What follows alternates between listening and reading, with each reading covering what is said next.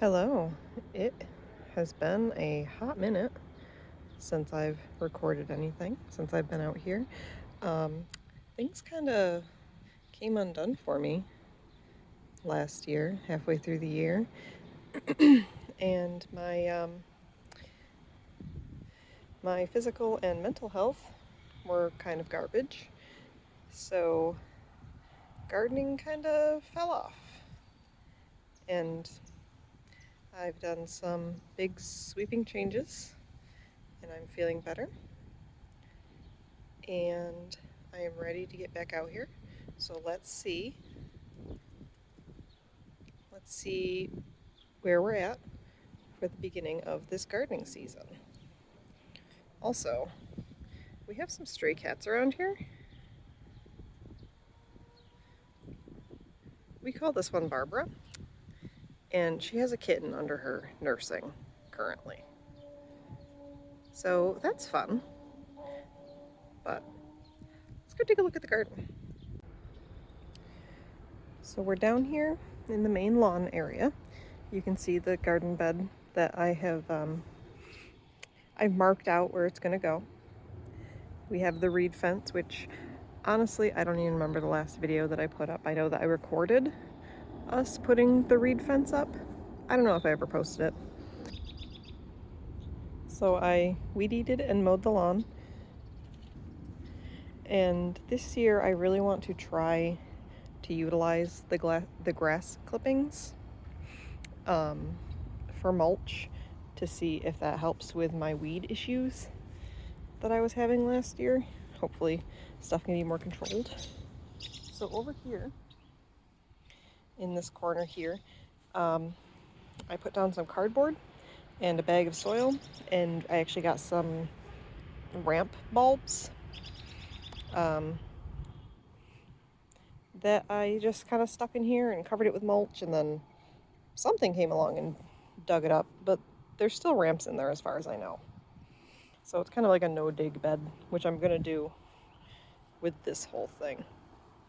And then over here, I have my asparagus bed, which stuff was digging in this too, which isn't ideal, but I mean, it's hard to see the asparagus now because I put all this grass in here. But look, I don't think that's too bad considering these were seeds last January. Hopefully the mulch helps protect them. Like this one is further away than I thought it was. But that one's probably about a foot tall. But there is some asparagus coming up in here. It's just little tiny babies, but it came from seed, so it's gonna be like next year before I can start harvesting it. And then our little round bird friend, keeping an eye on things. And then over here, we have a single raspberry out of the five that I planted. They were just bare root raspberry canes. This one is actually doing something. So like, I don't even want to fertilize it. I don't want to water it. I just want to leave it here and let it do its thing. But I left the other canes in to kind of mark where the raspberry section is, because as we go further down, we have strawberries. I'm actually very surprised at how many have survived and are perking back up. Same thing in here. Like, I think there's only a couple in the pots, because I mean, I didn't do a very good job at this whole thing. But I'm very happy with these strawberry plants. They're looking good. And these ones over here. Now I think that this is borage. I did have a bunch of borage over here last year, and I know that pretty readily reseeds. And then a couple more strawberries over there too. Now the blueberries, I made the decision that like, look at this plant. This is sad. I don't want to waste any more time with this. This one over here has a little more foliage, but these two I'm just not wasting the space or time on anymore, especially not since blueberries, especially because blueberries take a long time to get established. I can't waste any more time with it. So I actually bought 4 more dwarf varieties. So I'm going to dig these 2 out and stick in a total of 4. So they're going to go right where they're going to go right there, and then maybe like here, and then over in the corner there.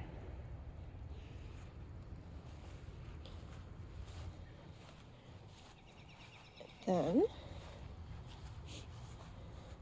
we can go into the main garden area, which, you know, it's an annual garden. It doesn't really have a whole lot going on, but we did have grow bags, one on either side of the door. Let me zoom out a little bit. We had one on either side of the door. That felt a little too claustrophobic, so we've moved all of the grow bags back along the back fence. I need to top them up with soil and then amend them whenever I put the plants in them. And I need to top up soil on the corner beds. Like, you can see how much that has sunk down. Now, we have the trellises, if you want to look through just all of this, the grate on the door. All my trellises are over there. But we couldn't really get the rebar out just because it's driven so deep into the ground.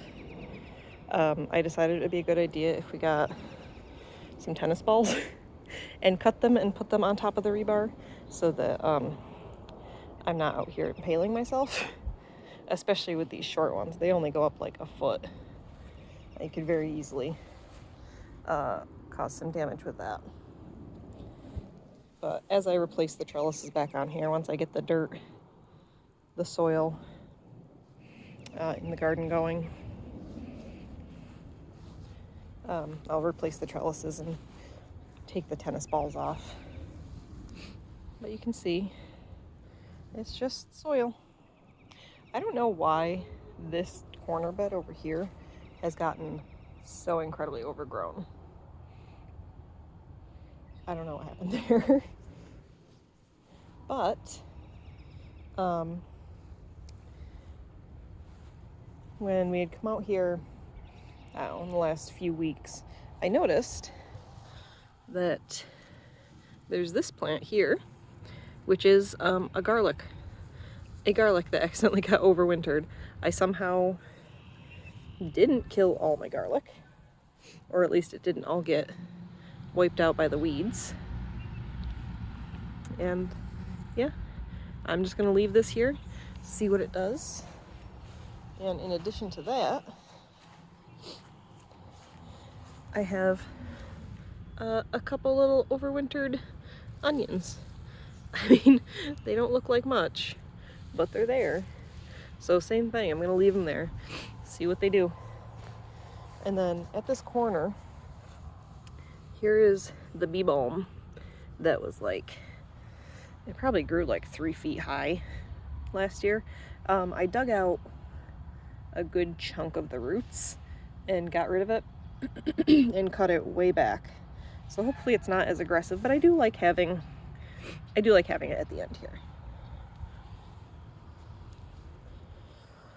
But that's pretty much where we're starting at the beginning of the 2023 season.